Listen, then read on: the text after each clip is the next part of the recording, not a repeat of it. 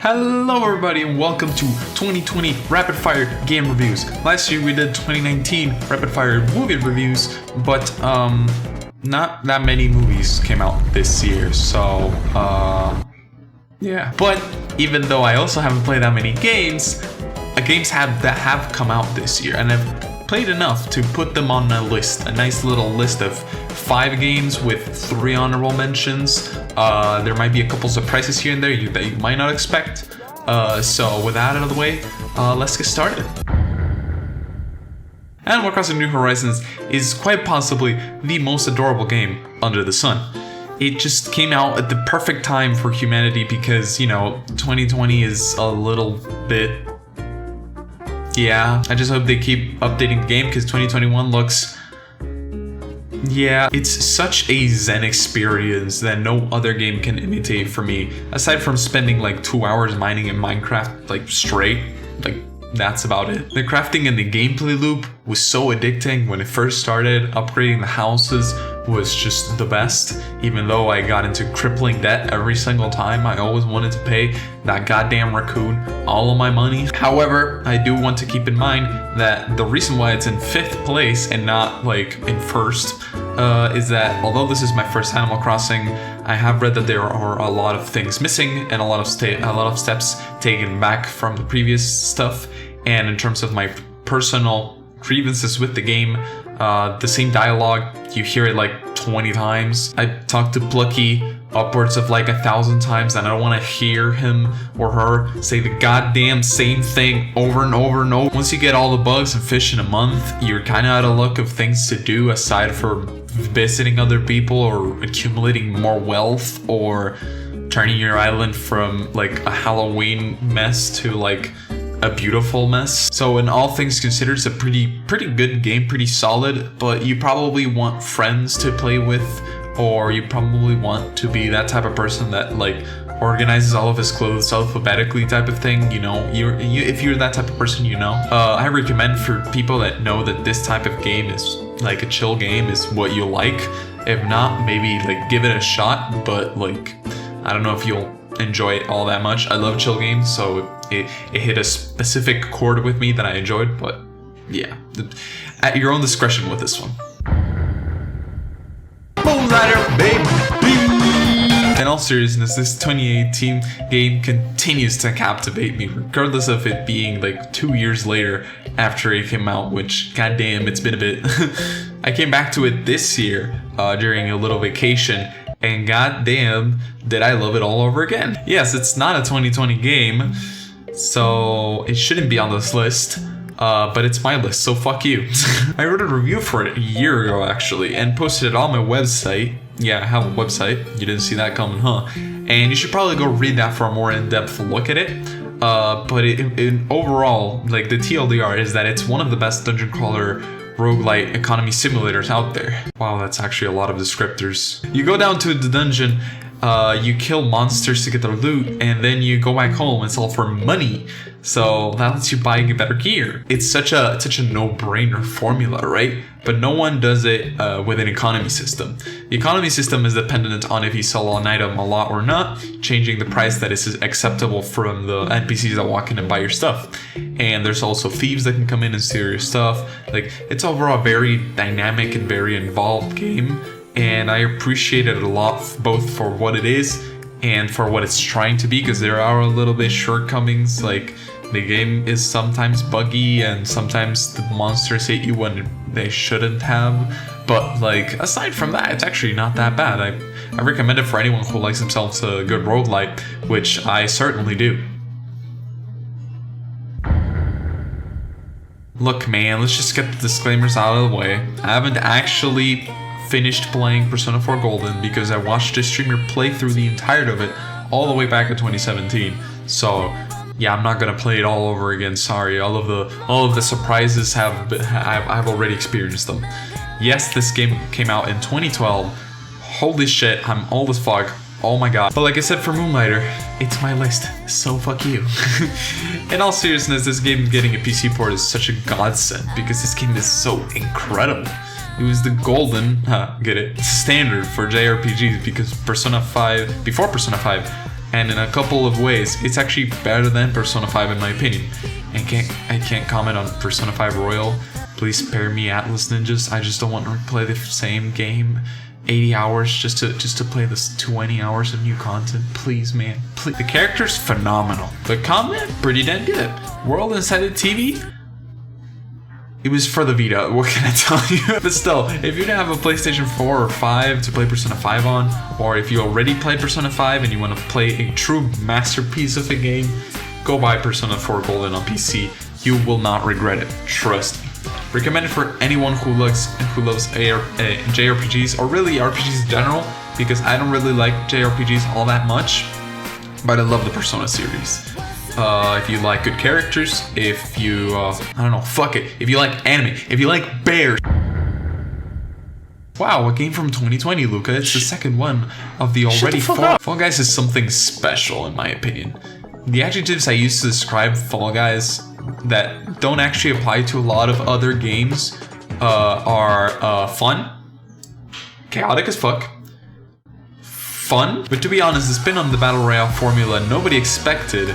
But that was so obvious. Literally every mobile game developer under the sun made their own ripoff immediately after the game released. Much like Animal Crossing, it's a product of its time. 2020 couldn't develop this game more than it had. And although it's buggy and its player base is much smaller nowadays due to another colorful bean game, this game is just distilled joy. And there's just very few things that can match the pure fun of going and playing a game of Fall Guys for like 2 hours, because eventually like you're like, oh yeah, I'll play for a little bit, and then you play for 2 hours. We know that happens, don't worry. There's just nothing that matches that sensation right now other than Fall Guys. I recommend it to anyone that likes to have a good time, because really it's that like Mario Party, Mario Kart vibe where it's just like, even if you're not a gamer, you can probably play and have fun, so go play Fall Guys.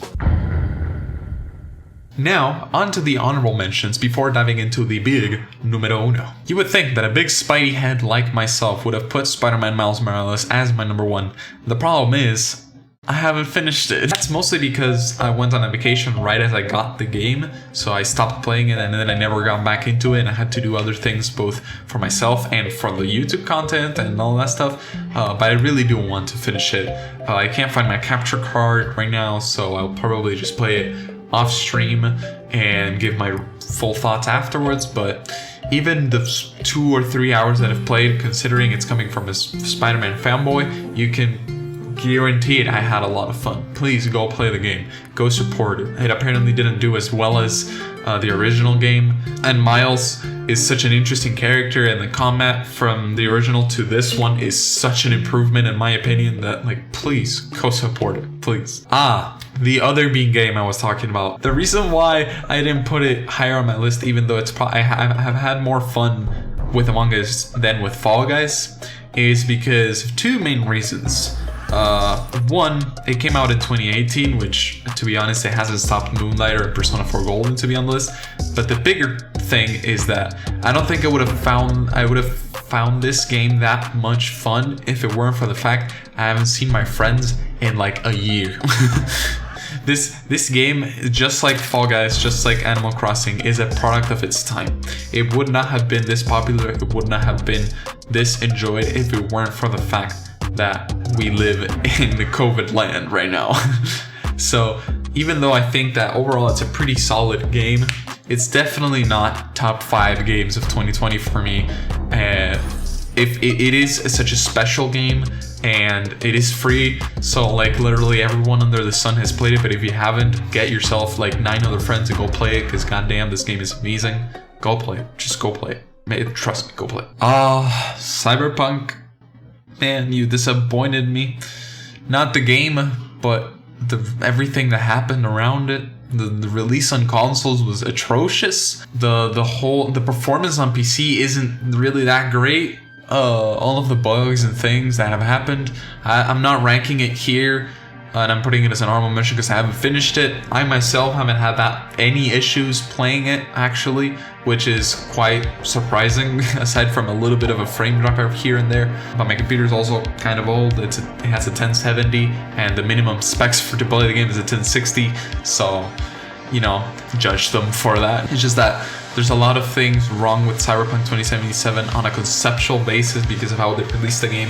So I just wish that they take the right path moving forward and fix the game as best as possible and, you know, patch it. Hopefully the DLCs are great, but I'll get back with you when I finish the game and I have a full thought review of what I want, like what I think about the game. Honestly, right now I'm having a blast, but I haven't finished it, and the story is a crucial, important part of it, so I don't want to, you know, give a thought out before I finish it. But right now it's actually not that bad.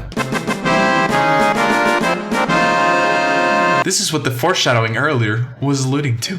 Yes, a roguelite. This game was robbed at the Game Awards. I cannot explain to you my frustration. It did get Action Adventure Game of the Year, which was really cool in my opinion. It was super pog, but like aside from that, it was robbed. In my opinion, it should have gotten Game of the Year, to be honest. I haven't played The Last of Us 2, but this game is just so special. This game is just perfect for everything it is.